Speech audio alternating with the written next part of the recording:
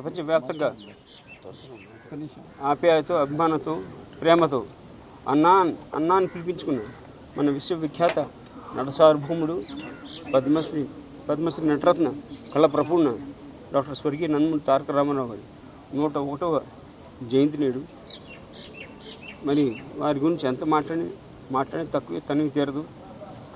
ఆయన తెలుగు తేజానికి ఆయన విశ్వవిఖ్యాత నటసార్వభౌముడే కాదన్న, మన విశ్వవిఖ్యాత తెలుగు తేజానికి సార్వభౌముడు మన అన్న స్వర్గీయ నందమూరి తారక రామారావు.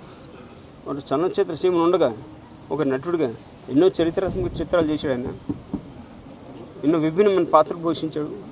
ఎవరు తెలియని విషయం ఏంటంటే 41 నిజ జీవిత పాత్రలు పోషించాడు ఆయన. మళ్ళీ రిపీట్ చేస్తాను, 41 ఎవరు ప్రపంచంలో ఎవరు చేయనని 41 నిజ జీవిత పాత్ర పోషించిన ఏకైక నటుడు మన స్వర్గీయ నందమూరి తారక రామారావు. మరి వారు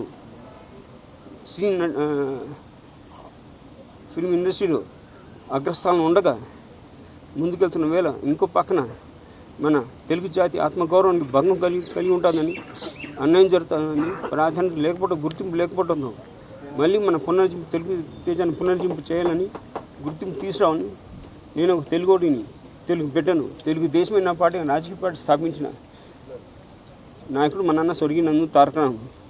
ఆయన 9 నెలలు ప్రభుత్వం ఏర్పాటు చేసి, అలాగే రాష్ట్ర వ్యాప్తంగా తెలుగు రాష్ట్ర ప్రజలు వారికి అత్యంత మెజార్టీ గెలిపించి వారు ముఖ్యమంత్రి చేసిన ప్రజలకు అందరికీ ధన్యవాదాలు. అలాగే వారు ముఖ్యమైన తర్వాత బలహీన వర్గాలకు, పేద ప్రజలకు, పేద పార్టీ పెన్నిదిగా, రైతులకు అన్నదాతగా, కార్మిక సోదరులకు దన్నుగా, ఆడపడుచు అన్నగా నిలబడి ఎన్నెన్నో సంక్షేమ పథకాలు అందించిన నాయకుడు మన అన్న ఎన్టీఆర్.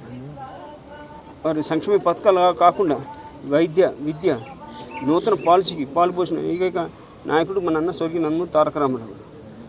ఇలా ఎన్నెన్నో సంక్షేమ పథకాలు ఇక్కడ మన రాష్ట్రంలో కాకుండా ఎవరు భారతదేశం అంతా ఇవాళ కూడా ఆయన సంక్షేమ పథకాలు వేరే పేరిట అమలవుతున్న విషయం అందరికి తెలిసిన విషయం ఇది. ఆ తర్వాత తెలుగు భాష ఎంతో ప్రాధాన్యత ఇచ్చిన మన అన్న ఎన్టీఆర్ ప్రతి ప్రభుత్వ కార్యాలయ పటాలపై,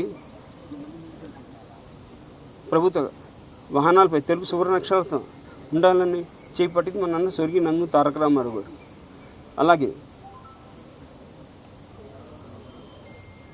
అన్నదానం కనిపించిన దానం లేదని నమ్మి పాటించాడు ఆయన. 1985లో వారు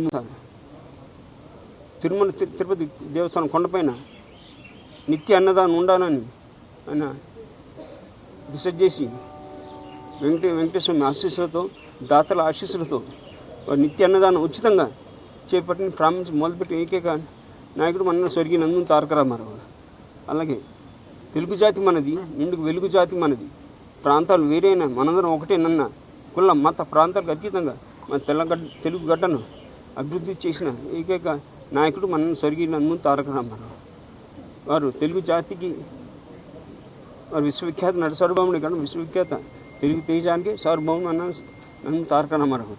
వారు నాటికి నేటికి ఎప్పటికీ తెలుగు జాతి, తెలుగు గడ్డ, తెలుగు నేల, తెలుగు భాష ఉన్నంతకాలం వారి రామనామం చిరస్మరణీయం.